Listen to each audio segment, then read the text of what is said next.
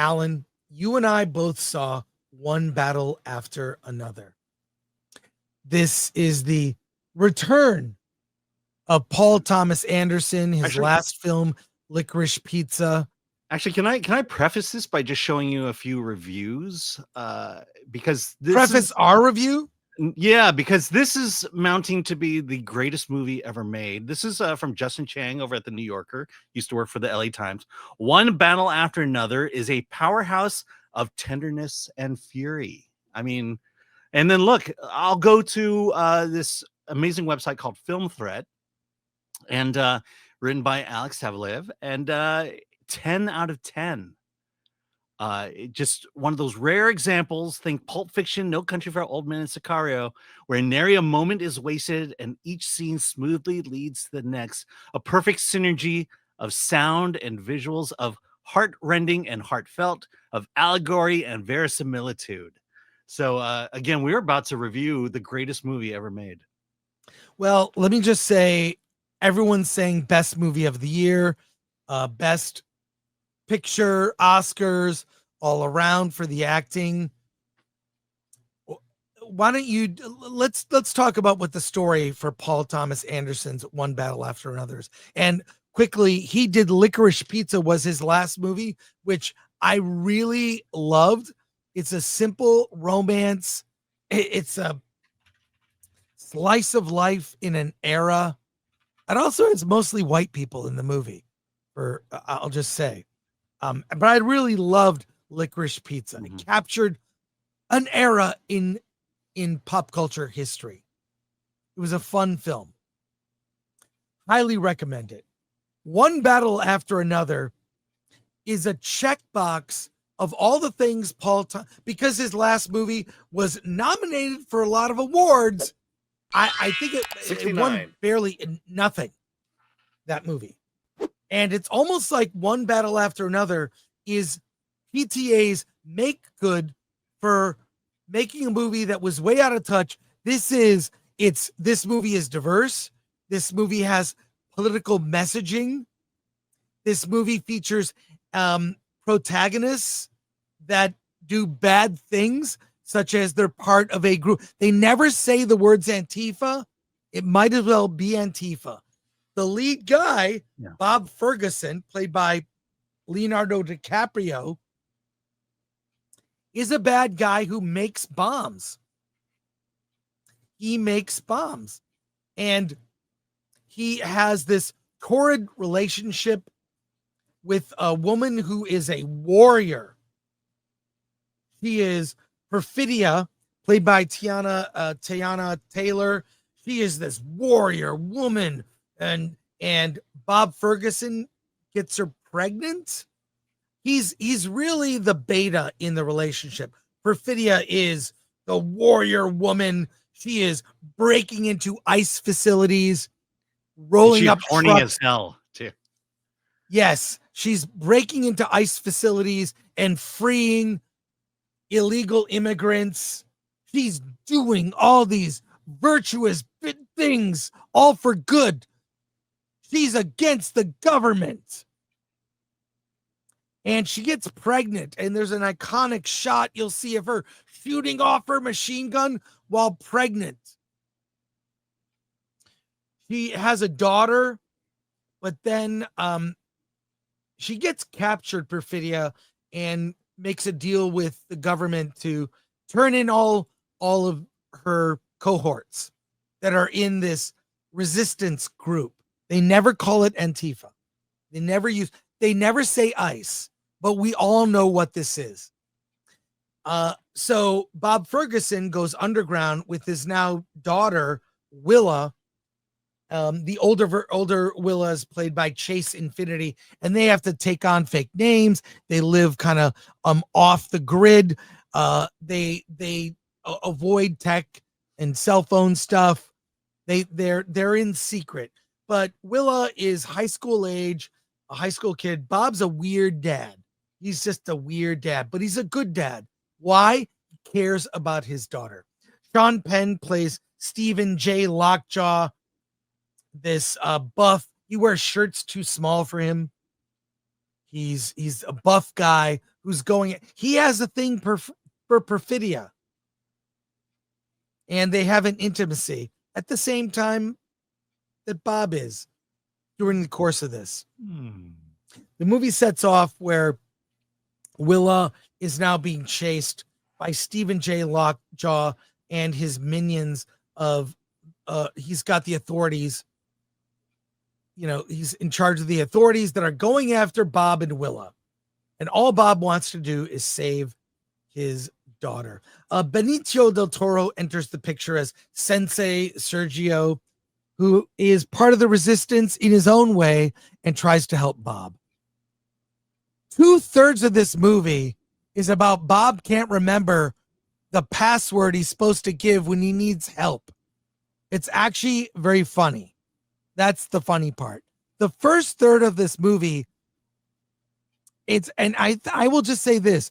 This movie is burdened by the fact that current times may not really be in favor of a movie that, whether it wants to or not, kind of glorifies things that the resistance is doing. Violence against the government and authorities, using bombs to blow things up, and breaking into ICE facilities and releasing illegal immigrants. I think last I looked, 80% of the American public is kind of in favor of maybe people should not be coming to America illegally, and they should go through the correct process to come to America.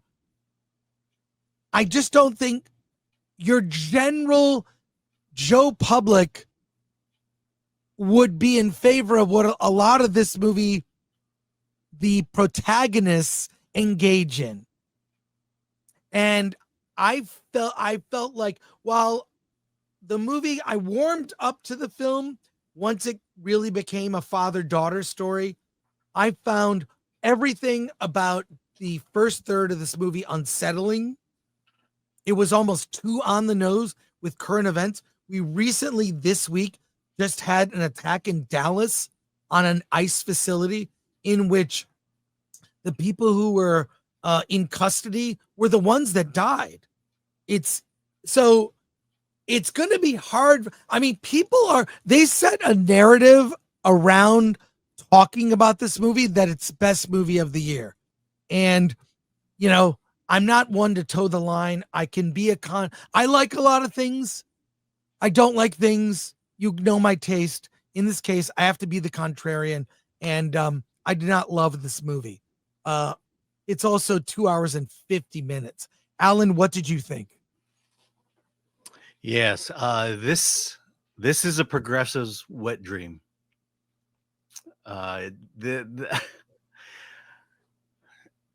I remember about half an hour in, going to my phone and wondering how long this movie is, and it's 2 hours and 40, I believe, or 250. Yeah. Look, the biggest thing about a movie is you have to have some kind of connection with the main characters. You have to like the main characters. Otherwise, if you don't like the main characters, if you don't like anyone in this movie, you're in for a very long 2 hours and 40 minutes. Yeah. And that's exactly what I was going through. It's just, it's French 75. That's the name of the group. They're revolutionaries. They use bombs, all that. And I'm supposed to like them. These are the main characters. And so therefore, for me, that this is a movie where you have to buy into the conceit in order to have some kind of enjoyment. And I will say, half the people, less than half of the people of America will probably like this movie, and the other half will not like this movie and will stay away. I was going to make a big point here. I'll just keep going. Well, say this: the performances are great. Leo is amazing. Benicio is amazing. Even the actress who plays Perfidia, she's doing like a parody of like a black female badass from a black exploitation movie. There's a weird thing I found also unsettling. Stephen J. Lockjaw played by Sean Penn, is a degenerate perv, and it's creepy. You know, Chase or Willa may or may not be his daughter. Right. Like there's creepy stuff, and what and Sean Penn's character is also involved with a group of white supremacists. Yeah, and that's to me. And It he was wants to join this group. right. There's like creepy stuff around this movie. What's weird is this movie reminds me of, have you ever seen when a comedian, and comedians will talk about this, where they say really offensive things that lose the audience, and then what you can do if you're a really good comedian, you'll win the audience back. This movie lost me in the beginning. I was not with it. The morality of this movie is way off from current day America. Because look, the heroes of the film are the French 75, the Antifa group. And you know, and by the end of the movie, it's like, hey, everybody, join the revolution. Come on, everybody. Yeah. The problem, this is the biggest problem of this movie. Let's take the politics out of it. The problem of the movie is that there is zero character development in this movie. You just have characters. You have the compassionate dad who's a bomber. You have the militant mother who. Then you have the Sean Penn character who is the pervy, you know, white guy, you know, white supremacist. And the problem is that these characters are exactly the same at the beginning of the movie to the end of the movie. The only one that has some kind of character arc is Willa, the child, she's a high school student, and by the end she's a revolutionary. Sorry, right. I spoiled the movie for you, but that's, you know, look, you mentioned it. We are in a time where it's us against them. This movie was not made for us; it was made for them, and I have to believe that most people in America are not them. Warner Brothers. This is a Warner Brothers movie. The last 7 movies that Warner Brothers has put out, opening weekend has earned at least $40 million. I think this breaks the record, or I think this ruins the streak. Because I can't imagine $40 million kind of going to this movie, because it is so politically divisive. Look, I read these reviews that said, oh, you know, it's not black and white. There's a lot of color to it. And things like, no, this is a black and white movie. You're either for this movie or against this movie. This movie either loves you or it hates you. And in my case, it hates me. And so I did not have a moment of joy or pleasure watching this movie. And you know, 2 hours and 40 minutes is a very long time when you checked out at the beginning of the movie. And I'll say this, finish my point about a comedian. When comedians lose the audience, it's a thing where you kind of win the audience back. That's what this movie was, I believe, attempting to do. But I think this really is a movie that, based on current day politics, I think most people are not going to like this movie. This is going to be a divide between critics. You're going to see, I don't know what Rotten Tomatoes is right now. We'll check, but give me the link for the Rotten Tomatoes score for this. This will be the most divisive movie of the year, because based on what's happened in the last 2 weeks, it's almost irresponsible of Warner's to put this out. Oh my God. Based on current events. And we'll share it in a second. The Rotten Tomatoes score. And also most people are in favor of illegals going through the legal process to come here. Okay. Legal process. And the tactics of an Antifa don't appeal to most normal people. I'm talking about people on the left and the right. Normal people, average, everyday normies, do not approve of making bombs or attacking ICE facilities or attacking authorities. And it's that revolutionary spirit is not really part of normal everyday Americans. But they want it to be. And as much as there are aspects of this movie that the things I liked, there are aspects of the movie that are very funny, like weird, kind of funny, uncomfortable, funny. Those are the things I liked. But the overall message of the movie, I'm lost. So I can't recommend it. In the end, I can't recommend it. Now, so you're going to see the biggest divide between critics and audience. There'll probably be an audience score. Is not really big now, but let's take a look at what it is. I'll share it here. Oh, that's interesting. 98% critics, 88% audience. Okay, I stand corrected. Let's see where that is at the end of the weekend.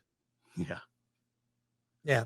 But Alan, let's bring it home. Final thoughts, and we'll go to your comments.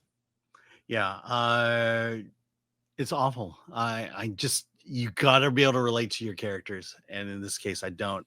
I mentioned before, there's just no character development. There's this trend that's going on in movies today where character development, the hero's journey, is just not needed anymore. All you have to do is take a virtuous character and torture them throughout the entire film and let them come out on top at the end. There's no personal growth in these movies, and there's certainly none in this one. Well, that's I have to concur, and just think a lot about this movie is unsettling. I will say I've seen movies like this in the past that I was troubled with, that I warmed up to. I don't think that'll happen in this case, from the standpoint of the fact that what the characters are doing, we're seeing play out in the news. And it's really not, I mean, look, Apple, I think in a very smart way, canceled or at least delayed their series Savant with Jessica Chastain. Apparently there are themes in that show that mirror current events. I think if Warner was smart, they would have delayed this till next year. Let the temperature cool. You could not release this movie at a worse time in America.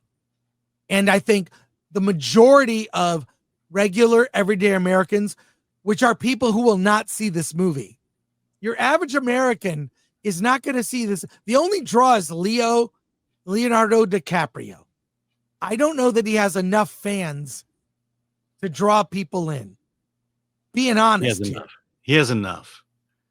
But for a 2-hour and 40-minute movie that glorifies the tactics of Antifa, I'm not sure that's how they see Leo. Yeah, I mean, I only counted that in the sense of Hollywood is very left-leaning. Hollywood embraces these things. There's enough people in Hollywood to shell out money to see this. It's like Broadway. For some reason, you can go super left on Broadway, and there's an audience for that is willing to spend hundreds of dollars for tickets for this. So, but I just can't imagine I think this is going to ruin the $40 million opening weekend streak for Warner Brothers. Well, we shall see on Monday on Versus. We'll talk about it, but I can't recommend it. I can't recommend it. And at least people in my circle, people are not looking forward to it. I like Paul Thomas Anderson, but not every movie's a home run. This is one of those.